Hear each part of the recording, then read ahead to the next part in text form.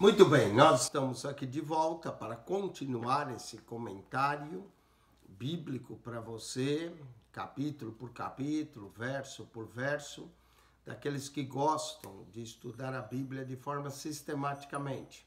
Ou você pode usar esse comentário quando você tem uma dúvida num capítulo, num verso, ou para pregadores que estão pensando em pregar naquele capítulo ou verso, pegar ideias, comentários acerca da palavra de Deus. Nós estamos no livro de Provérbios. Provérbios tem 31 capítulos, 915 versos. São do Provérbios, não é todo o livro que é provérbio, não é? Existe 560 provérbios, capítulo 28 e 29 nós temos 55. No capítulo 28 nós vimos 28 provérbios e agora vamos ver mais 27 que completam os 55 últimos provérbios de Salomão. Do capítulo 25 ao 29, essa coleção de provérbios foi colecionado pelos homens de Ezequias, o rei Ezequias, que viveu mais ou menos 700 anos antes de Cristo. Mas foram colecionados esses provérbios pelos homens de Ezequias, e esses provérbios, de acordo com o capítulo 25, verso 1, são provérbios do rei Salomão, que tinha vivido 250 anos antes do rei Ezequias, onde demonstrou uma sabedoria muito grande, e Ezequias colecionou esses provérbios e colocou para que nós pudéssemos tê-los aqui, não é? São 560 provérbios ao todos, mas só entre o capítulo 27 e 29, nós temos 80 provérbios que foram proferidos por Salomão. E entre o capítulo 28 e 29, 55 provérbios. Se nós vermos o capítulo 21, 25 até o 29, são um total de 131 provérbios. Vamos ver esses últimos 27 provérbios no capítulo 29. Depois, o capítulo 30 são as palavras de Agur, que ninguém sabe ao certo quem é Agur, possivelmente algum sábio. Alguns chegam a dizer que é um pseudônimo de Salomão também, para que possa atribuir todo o livro de Provérbios, a autoria a Salomão. Vamos para os últimos 27 versos, que são os últimos 27 provérbios considerados Salomão. Diz assim: o homem que muitas vezes repreendido endurece a cerviz. A cerviz é essa cervical aqui, não é? O teimoso tem pescoço duro, ou seja, o homem que muitas vezes repreendido endurece a cerviz será quebrantado de repente sem que haja cura, não é? Deus repreende, Deus manda um profeta, outro, a repreensão, e a pessoa não escuta, será quebrantado de repente sem que haja cura para ele. Verso 2, o outro provérbio: quando o justo se engrandece, o povo se alegra. O povo se alegra na justiça. É difícil uma nação, um povo se alegrar no meio da injustiça. Mas quando o ímpio domina, o povo suspira. O povo não aguenta, né? Com o domínio do ímpio. Na nação brasileira vivemos isso, né? Uma corrupção tão grande, o povo suspira. Mas quando a justiça se estabelece, os homens se alegram. Verso 3. O homem que ama a sabedoria alegra seu pai. O amor à sabedoria vai trazer honra ao pai e alegra seu pai. Mas o companheiro de prostitutas desperdiça a fazenda. Vai desperdiçar toda a fazenda com prostitutas. Foi essa a acusação do filho mais velho, quando o filho pródigo retorna ao lar. Ele diz: esse teu filho gastou toda a tua fazenda com meretrizes, não é? Certamente o filho mais velho estava clamando Provérbios 29, 3, dizendo: esse teu filho gastou toda a tua fazenda com meretriz, que o filho pediu a herança, foi embora, E é isso, o homem que desperdiça a fazenda do pai com prostitutas é uma desonra para o pai. Mas o filho sábio alegra seu pai. Verso 4. O rei com juízo sustém a terra. O rei justo, que julga retamente, sustém a terra.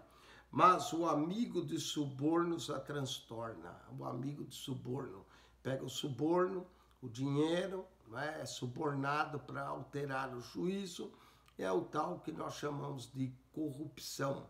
E a corrupção é um mal nos meios políticos daqueles que têm poder e autoridade, no meio de juízes, não é? Muita gente que se envolve com o mal e aí depois, quando é na hora de ser julgado, suborna o juiz com dinheiro para não pagar a pena. O suborno a transtorna. Verso 5. O homem que lisonjeia seu próximo arma uma rede aos seus passos. Cuidado com a lisonja, é preferível a repreensão franca do que a lisonja. Já dizia aquele provérbio que nós falamos no capítulo de número 27, verso 21, que o homem é provado pelos louvores. Não é? O homem que lisonjeia seu próximo está armando uma rede para ele, aos seus passos. Na transgressão do homem mau, há laço, mas o justo canta e regozija-se. O justo adora a Deus cantando e regozijando-se na presença do Senhor. Verso 7. Informa-se o justo da causa dos pobres. O justo também se preocupa com o pobre, o necessitado. Ele se informa da causa do pobre. Mas o ímpio não compreende isso. O ímpio não compreende por que o justo se importa tanto com o pobre. Os homens escarnecedores abrasam a cidade, mas os sábios desviam a ira. Até para desviar a ira, tem que ter sabedoria, não é? Provérbios 15:1 diz que a resposta branda desvia o furor. O homem sábio que pleiteia com o tolo, quer se perturbe, quer se ria, não terá descanso. Sábio não é para estar envolvido com o tolo, né? E o homem sábio que pleiteia ou discute com o tolo, quer se perturbe, quer se ria, não vai ter descanso nenhum. Os homens sanguinários aborrecem aquele que é sincero, o homem sanguinário que derrama sangue, mas os retos procuram o seu bem. Um tolo expande toda a sua ira, o tolo derrama toda a sua ira, mas o sábio a encobre e reprime. O sábio sabe se controlar, sabe dominar o seu espírito. Verso 12. O governador que dá atenção às palavras mentirosas achará que todos os seus servos são ímpios. Ele só deu atenção à palavra mentirosa, não buscou a verdade, aí pensa que todos os seus servos são ímpios. O pobre e o usário se encontram e o Senhor alumia os olhos de ambos. Tanto do pobre como do usário, o Senhor alumia os olhos de ambos. O usário é aquele que cobra usura, que era juros, e às vezes cobrava do pobre. Quando eles se encontram, o Senhor alumia os olhos de ambos, dá clareza tanto para o pobre como para o que cobre usúria. O rei que julga os pobres conforme a verdade, firmará o seu trono para sempre. O rei deveria atender não só os ricos, não só os poderosos da terra, mas o rei também devia julgar o pobre, a causa. E o rei que fizesse isso, confirma a verdade e, de acordo com a promessa, firma o seu trono para sempre, trono de justiça. A vara e a repreensão dão sabedoria. A vara é para correção, a repreensão também dão sabedoria. Mas o rapaz entrega a si mesmo, envergonha sua mãe. O rapaz entrega a si mesmo, é aquele que faz o que quer, vai trazer vergonha à sua mãe. Quando os ímpios se multiplicam, multiplica-se as transgressões. Aumentou o número de ímpios, a iniquidade aumenta. Aumenta o número de corruptos, a corrupção aumenta. Quando os ímpios se multiplicam, multiplica-se as transgressões. Mas os justos verão a sua queda. A queda do ímpio é certa no livro de Provérbios. o ímpio morre mais cedo, o ímpio tropeça na sua própria cova, arma a sua própria cova e cai nela. Então é certa a queda do ímpio. Castiga o teu filho e te fará descansar e dará delícias à tua alma. Não é? O fato de castigar, repreender os filhos, nos faz descansar mais tarde e trará delícias. Mas quem retém a vara da repreensão, aborrece a alma do filho e o coloca na perdição. Não havendo profecia, o povo se corrompe. Está vendo? Não havendo profecia, o povo se corrompe. A corrupção não é só no dinheiro, no suborno, mas pode haver a corrupção espiritual, o desviar-se de Deus, o não atentar para ter o temor a Deus e orar. E aí fica um povo, uma igreja, vamos dizer, que serve a Deus, tudo corrompido, tudo no pecado, porque não há profecia para corrigir. Lembra que a profecia é dada para consolar, para edificar e também para exortar. E não havendo exortação, correção, o povo se desvia. Se desvia e fica um grupo de desviados que serve ao Senhor, corrompidos. Não havendo profecia, o povo se corrompe. Mas o que guarda a lei, esse é bem-aventurado, o guardar da lei. Qual era o objetivo da profecia? Trazer o povo de volta para Deus. Mas se você já guarda a palavra de Deus, é como uma profecia, é bem-aventurado. A profecia bíblica, né, nós vamos ver que ela tem o papel de exortar, de corrigir, de revelar, de consolar, são tudo, de advertir, são tudo papel das profecias.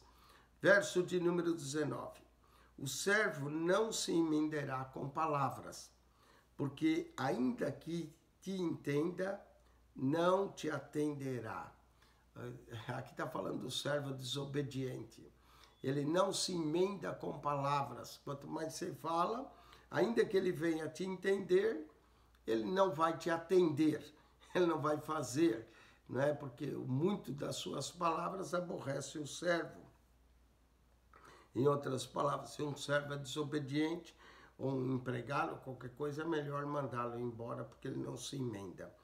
Tens visto um homem precipitado nas suas palavras. Um homem que fala antecipadamente suas palavras.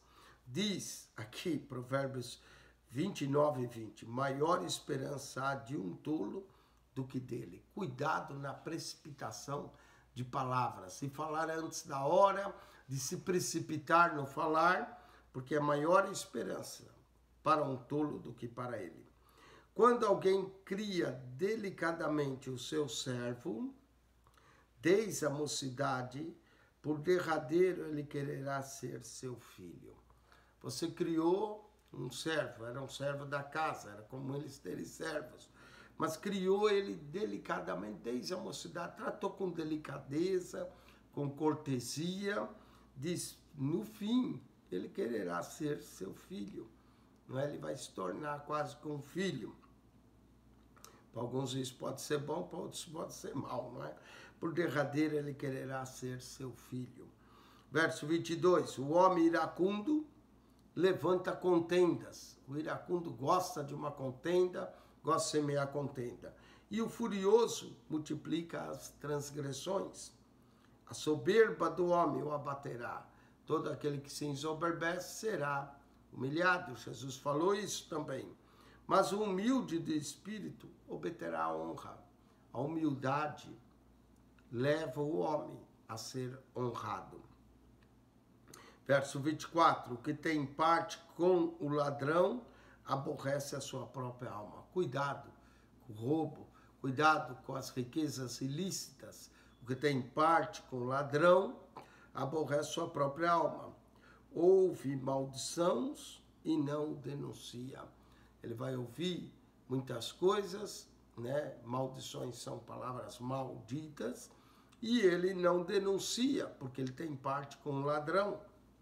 O receio do homem armará laços. Muita gente fica com medo disso, daquilo, e acaba sendo um laço para ele. Armará laços. mas o que confia no Senhor será posto em alto retiro. Cuidado com os seus temores, porque eles te são laços. Mas se você confiar no Senhor, isso lhe será um alto retiro. Muitos buscam a face do príncipe, mas o juízo de cada um vem do Senhor. Alguns procuram o favor do príncipe, mas o juízo de cada um acaba vindo do Senhor. Quem vai nos julgar no final é o Senhor. Não é os príncipes, não é os homens, ainda que alguns passam pela justiça dos homens, mas a nossa justiça final vem do Senhor. É Ele que vai nos julgar. Abominação é para os justos o homem iníquo. Abominação é para o justo o homem iníquo. E abominação é para o ímpio o de retos caminhos. Note que o ímpio e o justo se opõem. Para o justo, o homem iníquo é abominação. Mas para o ímpio, o homem de caminho reto é uma abominação. É detestável. Com isso, encerra. Encerra com uma comparação entre o justo e o ímpio. As palavras de Salomão, colecionadas por Ezequias, os homens de Ezequias, não é? Colecionaram 131 provérbios e colocaram do capítulo 25 ao capítulo de número 29, verso 27. Agora nós vamos ter palavras de Agur. Quem era Agur? Ninguém sabe, não é? Possivelmente era um sábio da época de Salomão, poderia ser um outro rei, talvez de alguma das nações próximas de Israel, a quem Salomão tinha contato, ou quem o rei Ezequias tinha contato, e decidiram colocar as palavras de Agur. Alguns dizem que Agur e Lemuel, que é o próximo capítulo 31, esses dois provérbios, dois capítulos últimos de Provérbios, capítulo 30 e 31, um atribuído a Agur, capítulo 30, e o 31 a Lemuel. Alguns dizem que era pseudônimos de Salomão. Nós sabemos que no livro de Eclesiastes, Salomão usou o pseudônimo de pregador, não é? Diz o pregador. Mas os que defendem que Agur e Lemuel são outros nomes dados a Salomão, o que eles querem é defender a autoria completa do livro de Provérbios a Salomão. Se foi Salomão que escreveu tudo, ou parte, ou a maior parte, na verdade, isso não é problema, porque se houve a contribuição de mais dois reis aqui, sábios, o importante é a mensagem aqui, não é? Então vamos para Provérbios agora, capítulo de número 30. Nesse provérbio capítulo 30 são palavras do Agur. Essas palavras vai mostrar a sua confissão aos homens, não é? Então nós vamos ver várias coisas, vai mostrar sua oração a Deus. Seja quem for esse Agur, mostra que era uma pessoa que também temia Deus e tinha sabedoria. Vamos lá. Diz aqui, né, de acordo com isso, nos dá até de quem que Agur era filho. Poderia ser um dos sábios, ou da corte de Salomão, ou da corte de Ezequias. Diz, palavras de Agur, filho de Jaque, o oráculo. Vamos ver o oráculo de Agur. Oráculo também é uma forma de profecia. Diz aqui, dize esse varão a Itiel, e Etiel ao Cal. Quem são essas pessoas? Também nós não temos referência deles. Poderiam ser sábios da corte de Salomão ou sábios da corte de Ezequias. Na verdade, que eu sou mais bruto do que ninguém. Não tenho o entendimento do homem. Então aqui está falando de um homem bruto que não tinha entendimento. Nem aprendi a sabedoria, nem tenho o conhecimento do santo.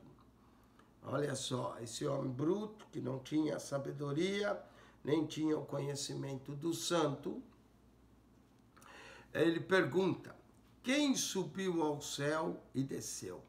Essa pergunta aqui, Jesus menciona em João 3, com Nicodemos, ninguém subiu ao céu, senão o Filho do Homem que desceu do céu e lá está. Não é? Pergunta interessante, quem subiu ao céu e desceu? Quem encerrou os ventos nos seus punhos? É a pergunta. Quem amarrou as águas na sua roupa? Quem consegue meter água na sua roupa? Conforme você põe, a água vai vazar, não é pela roupa. Quem consegue segurar vento no seu punho? Ou quem subiu ao céu e desceu? Quem estabeleceu todas as extremidades da terra? Quem é que determinou os limites e os confins da terra? Qual é o seu nome? E qual é o nome de seu filho? Se é que sabes. Em outras palavras, quem é que fez tudo isso? Foi Deus. Mas qual é o nome dele? E qual é o nome do seu filho? Interessante. O nome desse poderoso e o nome do filho do poderoso. São palavras interessantes, questões interessantes do sábio. Toda a palavra aí, ele vai exaltar a palavra de Deus. Presta atenção, então. Provérbios 30, verso 5, diz, toda a palavra de Deus é pura. O Salmo 19 também diz que a lei do Senhor é pura e perfeita. Escudo é para os que confiam nele. Ah, como é bom confiar na palavra de Deus. Ela se torna um escudo. Nada acrescentes às suas palavras. O livro de Apocalipse diz que nada deve ser acrescentado ou tirado. Deuteronômio também diz que das palavras que o Senhor falou, nada deve ser acrescentado e tirado.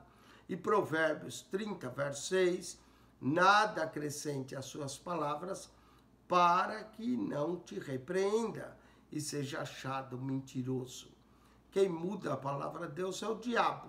Deus disse lá em Gênesis, certamente não morrereis, e o diabo acrescentou um não, certamente não morrereis. Nada acrescente suas palavras, para que não te repreenda e seja achado mentiroso. Verso 7, duas coisas te pedi, não me negues antes que morra. Vamos ver quais são as duas coisas que Agur pediu para que não fosse negado antes que morra.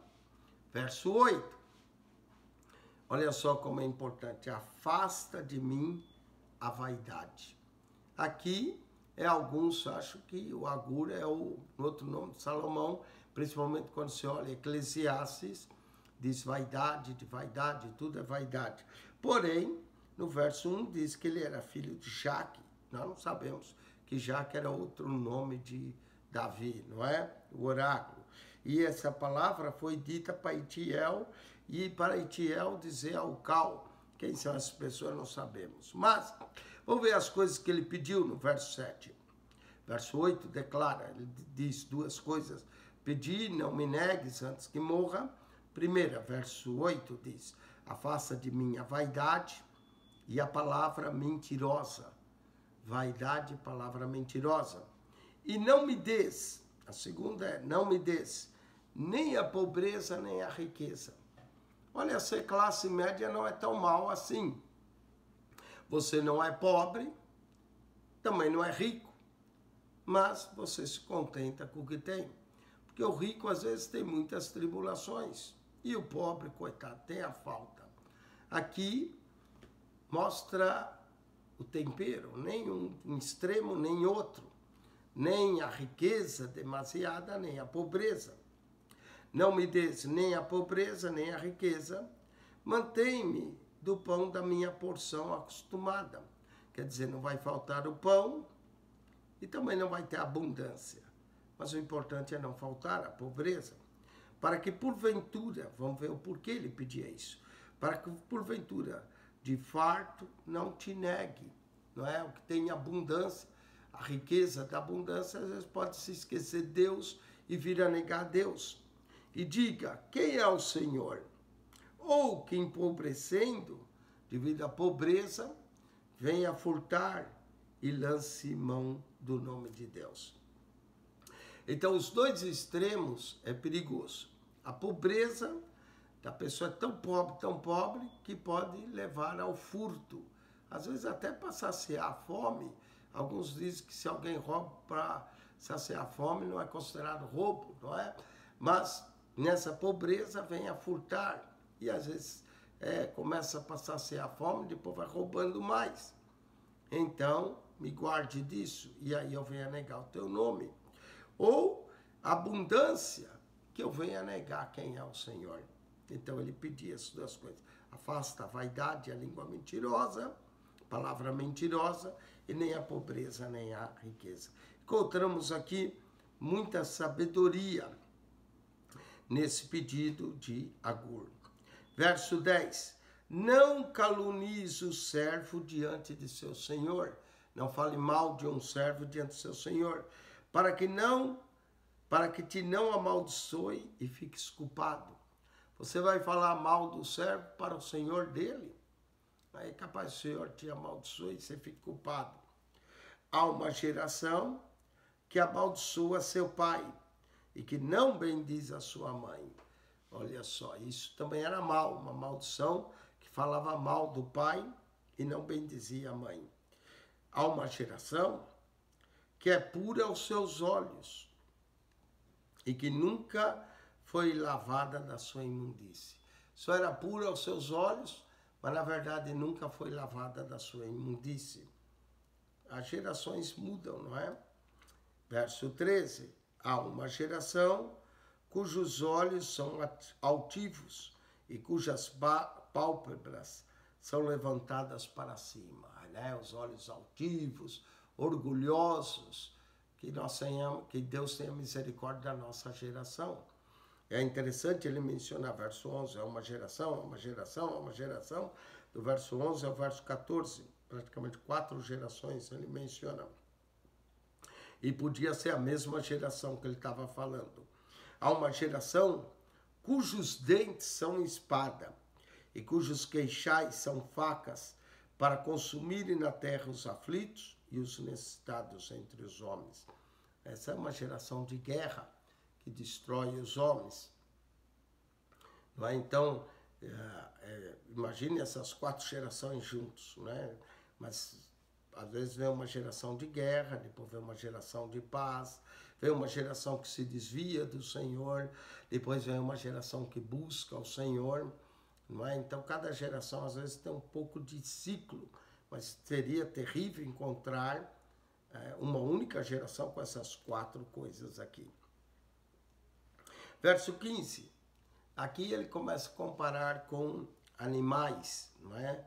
Mostra que ele tinha sabedoria dos animais. E por isso alguns também mencionam a Salomão, que tinha uma grande sabedoria dos animais até pequenos. A sanguessuga tem 2 filhas a saber. Quais são as 2 filhas da sanguessuga? A sanguessuga é um pequeno molusco que às vezes dá nas águas. Quando alguém entrava, ela grudava e chupava o sangue. Quais são as 2 filhas de saber? A sanguessuga é Dadá. Tem gente que é sanguessuga, só quer dar, receber, mas não quer dar nada. Essa é a sanguessuga. A sanguessuga tem 2 filhas a saber, Dadá. A Dadá, são as filhas de sanguessuga. Essas 3 coisas nunca se fartam. E o quarto nunca dizem basta. Agora ele vai dar uma sessão de 3 e 4, 3 e 4, até o final do capítulo, né? Essas 3 coisas nunca se fartam. Vamos ver quais são as coisas que nunca se fartam. O provérbio já tinha dito que o inferno nunca se farta de receber almas, nem a perdição. 3 coisas nunca se fartam e a 4 nunca dizem basta. A sepultura. A sepultura nunca se farta de receber mortos. A madre estéril. A madre estéril também nunca se farta de não dar a luz. E a terra, que se não farta de água. Você pode jogar água o quanto quiser na terra, a terra vai chupar toda a água, não é? E o fogo, que nunca diz basta. Então as 3 coisas é a sepultura, a madre estéril, que não se farta de querer ter filho, a terra, que não se farta de beber água, e o fogo, que nunca diz basta. Quando o fogo arde, vai queimando até destruir tudo, nunca diz basta. Verso 17. Os olhos que zombam do pai, ou despreza a obediência da mãe, corvos do ribeiro os arrancarão, e os pintões da águia os comerão. Olha só, a maldição que havia para os olhos que zombam do pai. Os olhos que ficam zombando do pai, meu pai, isso. E desprezam a obediência da mãe, diz que os corvos do ribeiro iriam comer. Não quer dizer que vai comer em vida, pode ser que quando caísse lá morto, vinham os corvos do ribeiro, os arrancariam, os pintão das águas o comerão. No filme de Mel Gibson, aquele malfeitor que não quis saber de Jesus, tem uma hora que, antes, quando ele está na cruz, o corvo vem e arranca ali o olho, né? Vai indicar a cegueira espiritual. O outro que pediu a misericórdia, nós vemos que ele alcançou. Então foi interessante ele colocar isso no filme, o corvo arrancando o olho daquele malfeitor, mostrando duas coisas, a cegueira e o cumprimento aqui de Provérbios 30, 17. Outra sequência aqui de 3 coisas e 4, verso 18. Há 3 coisas que me maravilham e a quarta não conheço. Mas sempre vai haver alguma coisa que a gente não conhece e algumas que nos maravilham. Vamos ver o Agur, quais são as 3 coisas. O caminho da águia no céu. Realmente, quem conhece o caminho da águia no céu? O caminho da cobra na penha. A cobra passa, não fica marca nenhuma que passou às vezes a cobra. E o caminho do navio no meio do mar. Assim que a água vai, as águas se abrem, o navio depois se fecham novamente. Então, o caminho da ave no céu, o caminho de uma cobra na penha e o caminho do navio no meio do mar. Ele compara animais com coisas inanimadas, como o navio, para falar desses 3 caminhos. Qual é o caminho da águia no céu? Ninguém sabe. Qual é o caminho por onde passa a cobra no meio das penhas? Ou por onde passa o navio no meio das águas? E agora vem o quarto que ele diz que não conhece. O caminho do homem com uma virgem. O caminho do homem com uma virgem, né? Ele quase se perde no caminho de um homem com uma virgem. Verso 20. Coisas assim, provérbios da época que levava a pessoa a meditar e a pensar. Tal, verso 20, ele vai falar, tal é o caminho da mulher adúltera. Ela come e limpa a sua boca e diz, não cometi maldade. Claro que a mulher adúltera não reconhece como mal. Ela acha que não tem mal nenhum em ser adúltera. E ele descreve que ela come, limpa a boca e diz, não cometi maldade. Não é? A mulher adúltera acha que ela não comete maldade nenhuma, que está tudo bem, que ela foi feita mesmo para adulterar. Então ele diz, às vezes entre 3 e 4 ele cita um outro provérbio. Vamos lá, por 3 coisas se alvoroça a terra. Vamos ver o que a terra fica alvoroçada. E a quarta não a pode suportar. Pelo servo quando reina. O servo não está acostumado a reinar. Reinou, a terra se alvoroça. Ele era servo, se tornou rei. Pelo tolo quando anda farto de pão. O tolo se farta de pão, isso aí faz com que a terra se alvoroce. E pela mulher aborrecida quando se casa. A mulher que era rejeitada, ninguém queria, agora se casou e a terra se alvoroça. Pelo servo quando reina, pelo tolo quando anda farto, pela mulher aborrecida quando se casa. E pela serva quando fica herdeira da sua senhora. Essa quarta, aí ninguém pode suportar. Uma serva, agora ela era serva. Ficou herdeira da sua senhora e ela vai se vingar. Mulher é vingativa, hein? Mulher guarda a vingança. E pela serva, quando fica herdeira da sua senhora, aí ninguém pode suportar. Verso 24 a 28. Vai mencionar mais 4 coisas. Essas 4 coisas são das mais pequenas da terra. Vamos ver as coisas ou criaturas mais pequenas. Mais pequenas da terra, mais sábias e bem providas de sabedoria. Essas são 4 animais que ele vai mencionar. Ele diz que esses 4 animais são sábios e nós podemos aprender com os animais. Vamos ver.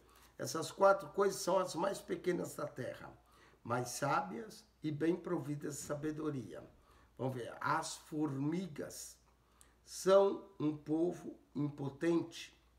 Formiguinha, você pode pisar na formiga, acabou ela. É impotente, não tem força, potência. Todavia, no verão, prepara a sua comida. Aqui está a sabedoria da formiga e a prudência dela, que aproveita o verão para guardar para o inverno. Os coelhos são um povo débil e, contudo, fazem a sua casa nas rochas. Os coelhos se refugiam nas rochas, mesmo com a sua debilidade. Os gafanhotos, pequenininho, não tem rei, e contudo, todos saem em bandos e se repartem. Sem rei, vem aquele exército de gafanhotos em bandos e se reparte. Vai um grupo de gafanhotos para cá, outro para lá, uma sabedoria. E a aranha, que se apanha com as mãos e está nos passos do reino. Os passos do reino quer dizer nos palácios dos reis. Esse ensinamento é profundo aqui. O livro de Provérbios está cheio de ensinamentos para a vida prática do cristão. Vamos ver o que a gente aprende com esse verso 24 a 28.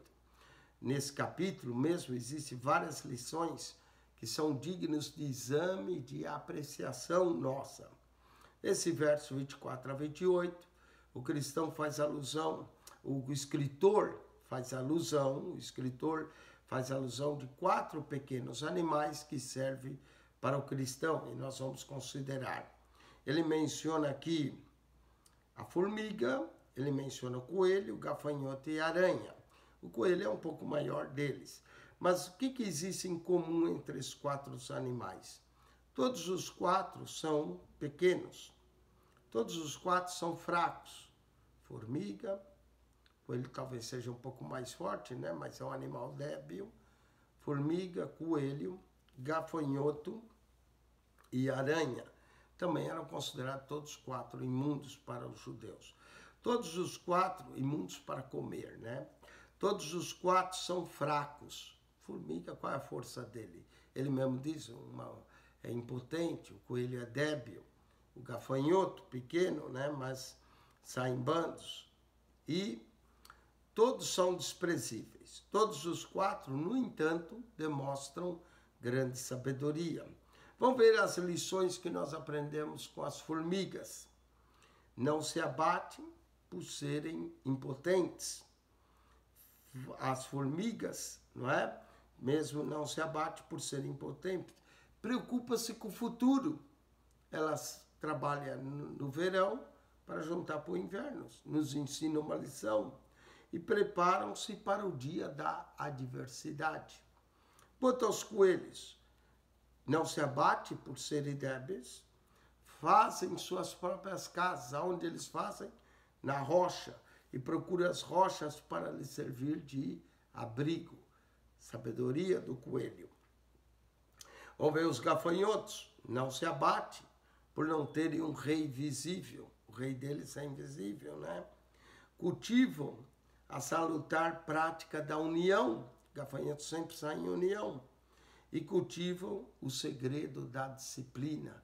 Se divide em bandos. O que se aprende com as aranhas? Não abate por serem fáceis de se apanhar. Instintivamente conhece a importância dos palácios e fazem os seus palácios seu habitat. Vamos ver agora o que nós aprendemos. Com a formiga, como se preocupa com o futuro, aprendemos a pensar na eternidade, no futuro da nossa alma. Com os coelhos, que se abrigam na rocha, aprendemos a nos abrigar na rocha que é Cristo. Com os gafanhotos, aprendemos a ser unidos. Ó, quão bom, quão suave é que os irmãos vivam em união. A sermos disciplinados e a combater nessa vida. E unidos, somos mais fortes. E com as aranhas, que procuram habitar nos palácios dos reis. que nós possamos aprender a habitar no palácio do Rei dos Reis, do Senhor dos Senhores. Amém? Vamos para a sessão final do capítulo 30. Há 3 que têm um bom andar, e o quarto passeia muito bem. Vamos ver os que têm um bom andar e que nos ensina, e o quarto passeia bem. O leão, mais forte entre os animais. O leão é muito mencionado na Bíblia, o próprio símbolo do Filho de Deus, o leão da tribo de Judá, mais forte entre os animais, que por ninguém torna atrás, o leão não volta atrás. O cavalo de guerra, o cavalo saía e ia para a guerra sem medo, bem cingido pelos lombos. O bode, também, o bode era bem cingido pelos lombos, não é? O bode.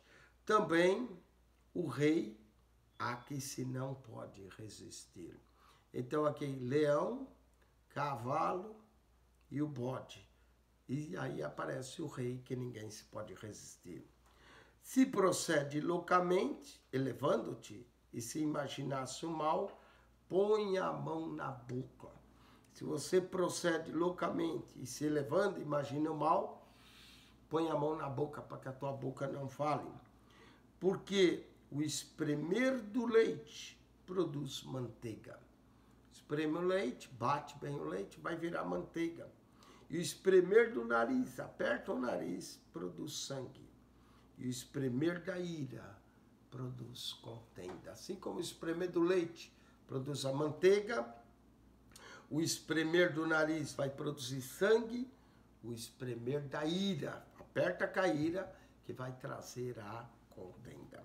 Com isso termina as palavras de Agur.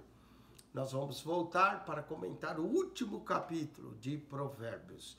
Provérbios, capítulo 31. Os conselhos que a mãe do rei Lemuel deu a seu filho. Essa mãe é a mãe sábia. E aí vamos ter um acróstico do verso 11, do verso 10 até o verso 31, esse acróstico do alfabeto hebraico com 22 letras, não é? Onde cada letra corresponde a um símbolo da mulher virtuosa. Alguns dizem que a mulher virtuosa é a lei do Senhor, e é uma outra forma figurada de falar da lei do Senhor. Então, nós vamos mencionar, estudar esse capítulo 31, que é o último capítulo de Provérbios. Que Deus te abençoe. Se você tem gostado desse comentário, coloque aí um sinal de joinha. Ajude-nos a divulgar. O nosso propósito é que você examine as Escrituras. Para aqueles que gostam de estudar a Bíblia sistematicamente, não um assunto aqui ou ali. Para isso há muitas coisas, não é? Esse canal está feito. Mas também está feito para responder uma dúvida que você tem em algum capítulo, como esse do 30, que contém muita sabedoria dos animais, não é? Que você possa despertar a curiosidade para estudar mais. Nós não falamos tudo aqui porque é impossível falar tudo, né? Essa sabedoria profunda. Mas despertamos a curiosidade para a pesquisa de alguns. Que Deus te abençoe, que a graça de nosso Senhor Jesus Cristo seja contigo, o amor de Deus, nosso Pai, e a comunhão do Espírito Santo. Quem esteve convosco, mais uma vez, pastor Eugênio Piacentini. Examine as Escrituras, estude, ame a Bíblia e ame compreender mais e mais as Escrituras Sagradas. Deus te abençoe ricamente em Cristo Jesus. Amém e amém.